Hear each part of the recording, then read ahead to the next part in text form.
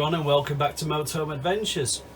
I said I would give you a quick tour of the caravan, so I will do. I brought it inside the warehouse because it's blowing a gale outside, so please just ignore the freight and the forklift trucks that are in the background. I haven't cleaned it either, so it is a little bit dirty, but we won't be having comments about that, will we? I'll take you around the outside. I'll show you the features on the outside of the caravan, then I'll bring you inside and show you what's going on inside. Well, here we go everyone, we're outside the motorhome now, and I'll give you a quick tour of the external features. And if it's a little bit echoey, I'm sorry. As I said, I brought it inside the warehouse as it's absolutely blowing a gale outside. So, the motorhome's built on the Fiat Ducato van base. It's a coach build motorhome, and it's plated to 7.5 tonnes. As you can see, it's the 2020 model. I'll just go back so you can see it a little bit better. I will be showing you what all the lockers are in a minute. Quite standard on this side, you've got the door at the rear of the motorhome. The vents you can see there are for the fridge. And the motorhome is 5.99 metres long, so it's quite a nice size. It's not too long, and it just fits into a normal parking bay if you're at a normal car park. On the rear of the motorhome here, we've got fixtures for a bike rack, which you can purchase separately. And also at the top, that little black dot is the manufacturer's rear view camera. It's not quite a reversing camera because it's on all the time. You have a display on your window screen, which I'll show you later, which you can turn on and off and see what's going on behind you. And also you can use it as a reversing camera if you want to. As you can see on this side, we've got two lockers. You've got the gas locker, which I'll open in a minute, and also the toilet, which is the standard Thetford cassette toilet. You've got an outlet there for the gas heating and also the water heater. Just underneath this flap here, you've got the water inlet where you can fill up your water using a hose pipe if you wish. Also, you have the pump point, so you can plug in an external pump if you wish to. Underneath this flap you have the electric point. If you have electric hookup on your campsite, simply plug your motorhome in there. As you can see, my locker goes underneath the seat and is full of garage items like cushions and also general motorhoming items that you need, like aerials. So it's quite a handy little locker that. It is big, you can get it from inside the motorhome and also outside the motorhome. Okay, so I've come into the motorhome now to give you a little look around. We have, above the door, as you have in most Swift motorhomes, I've got the heating on because it was a little bit cold, but we've got the command panel there, which controls everything within the motorhome, including lights, temperature for heating, water. It'll show you your water levels. You can even control your water outlets from there, so you can empty your wastewater and also your freshwater tanks just by the touch of a button up here. There's no going around underneath the motorhome, no getting your hands dirty really. Ample space in the kitchen area. You can see the cooker here is a 3-ring burner.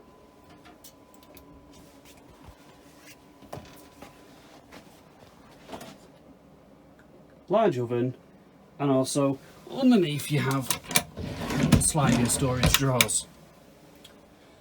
Above the cooker in the kitchen area you have, sorry about the mess, everything's down for transport at the moment, but you have two large storage cupboards. You obviously have your large wash basin, two cupboards underneath. Now I really like this cupboard because if you open it up you also have cutlery drawers at the top. They're just it's just a really good design.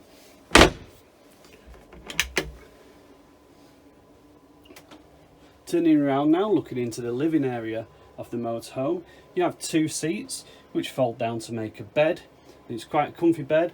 Both the driver's seat and the passenger seats both swivel around to make the most out of the living area.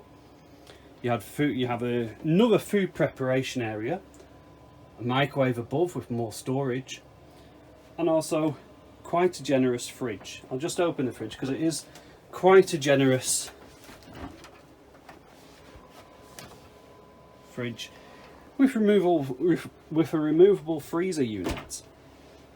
Above both seats you've got large storage lockers with quavers, but you've got large storage lockers above both seats. Also, you have a little bit of storage just in the cab as well. I tend to put, as you can see, my pillows up there. Again, 2 large storage lockers over the other seat. Now, underneath the seats, they lift up very easy. Underneath this one, if I can get in there, you've got your Sargent control panel. Obviously, I'm not on an electric hookup at the moment, that's why nothing's lit up. You have your Truma hot air blower and water heater down there as well. Water inlet pipes. There's no water in the motorhome at the moment. I drained it out because obviously I'm not camping in it at the moment due to the lockdown. Same again, this is my storage locker, which you can get to from the outside. As you can see, it's a very large locker with ample room. Now, one of my favourite bits about this motorhome was this fantastic large storage cupboard. It's got the aerial here, the aerial booster, it's got the table,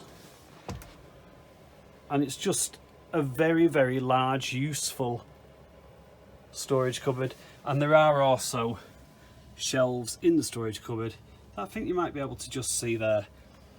Helps when I don't have it full of bedding. Now, one thing, when I moved to motorhoming, I thought, oh, I'm going to have to sacrifice my bathroom.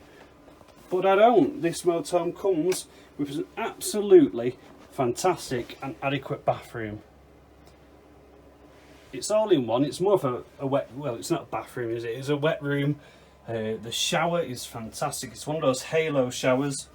Obviously, you've got the Thetford toilet. You've got my toilet roll blowing in the hot air. And also another very useful storage cupboard above in the bathroom. But also you have a wet locker underneath the sink here, which is extremely handy. So, looking at the roof now, there's ample roof lights in this motorhome. You have one above the driver's cab, which is just fantastic for lying down or sitting in the driver's seat and looking up at the stars. You have one over the main living area, and also you have one in the kitchen area. Now, the lights and everything in this motorhome dim, and you can set whatever level you would like for the lights. And there's a fantastic video that Bob Earnshaw's done to show you the control panel and how you can, he talks you through it, shows you all the features of that control panel. So if you do have a similar motorhome and you can't quite get your head around the control panel, do have a look at the video that Bob's done. I'll put it in the description. Well, that's the end of that little tour of my motorhome. I hope you enjoyed it. I hope it gave you a good idea of what the motorhome's like. There aren't many tours of this particular model of motorhome on YouTube, so I thought I'd give you a quick look around. I love it. It's got loads of USB ports, which I didn't really focus on, but there's some underneath the seats here, and it's just a really nice compact motorhome. You do have an app which is on your phone, so I mentioned about the control panel. You can actually control the control panel from your phone as well. It's also got a built-in tracker, so you can see your motorhome at any time and check if the alarm's been activated or whatever. So it is quite good on safety features as well. Part of the app is you can get warnings to your phone. So for example, if the temperature drops below a certain level, you can have a warning to tell you to come and turn your tank heaters on, so you don't get frost in any of your tanks.